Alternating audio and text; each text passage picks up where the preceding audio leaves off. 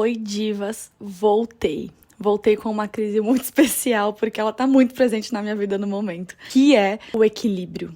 Eu acho que talvez esse episódio não tenha tanto lado espiritual como nos outros, né, tem ficado muito evidente.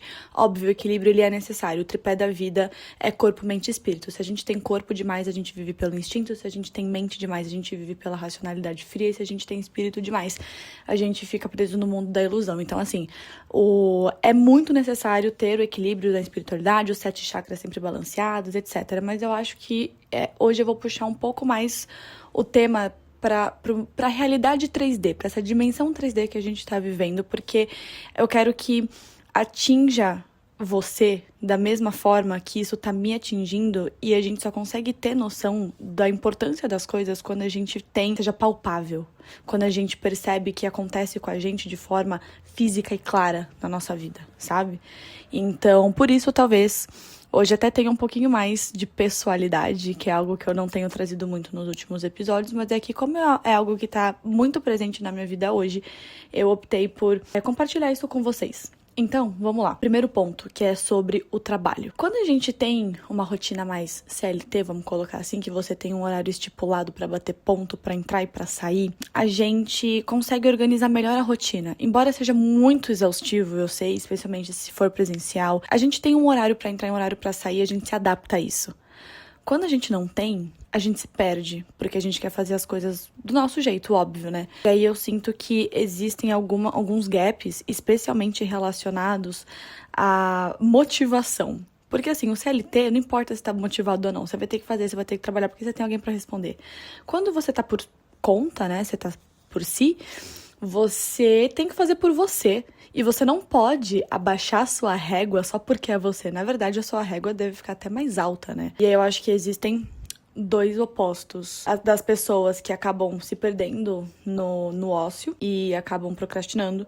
E o outro extremo, que é onde você pode começar a se cobrar demais e se sobrecarregar. E eu sinto que eu tava entre os dois. Da mesma forma que eu sempre soube que eu tenho e tinha muita coisa pra fazer, eu não conseguia organizar a minha rotina e isso tava me causando procrastinação e ócio. Então eu tava fazendo o básico e não tava conseguindo progredir. E aí, quando eu senti que eu consegui progredir, eu percebia que a minha rotina não estava tão organizada. Então, por exemplo, eu estava separando meu dia por horas. Então, até X hora eu vou cuidar de tarô, até X hora eu vou cuidar de astrologia, até X hora eu vou cuidar da empresa número 1, até X hora eu vou cuidar da empresa número 2, até outra hora eu vou cuidar dos posts do Instagram e vou cuidar do podcast. Então, assim, pelo menos pra mim era muita coisa. E você vai identificar no seu na sua rotina e nas suas tarefas, o que é muito também, sabe? E eu percebi que eu tava abrindo muitas caixinhas e uma coisa tava entrando na caixinha da outra e eu tava surtando e não tava mantendo equilíbrio. E aí, essa falta de equilíbrio no meu trabalho começou a afetar todas as áreas da minha vida, porque eu comecei a descontar minha ansiedade na comida.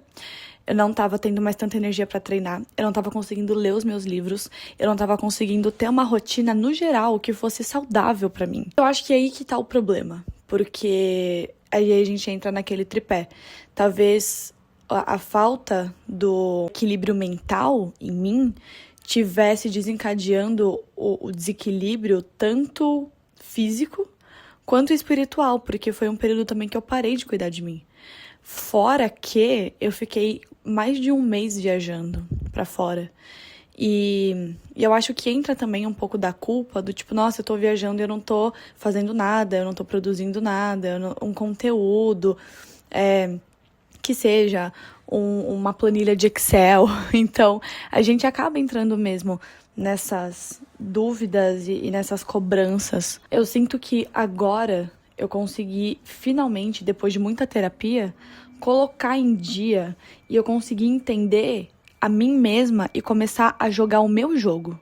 E você tem que entender o seu jogo e jogar as regras do seu jogo e até hackear o seu próprio jogo. Então, assim, coisas que eu comecei a fazer. Essa é a primeira semana em que eu tô testando um novo método de rotina. Eu tô dedicando um dia específico pra cada coisa. E é só por isso que eu tô conseguindo gravar esse podcast agora.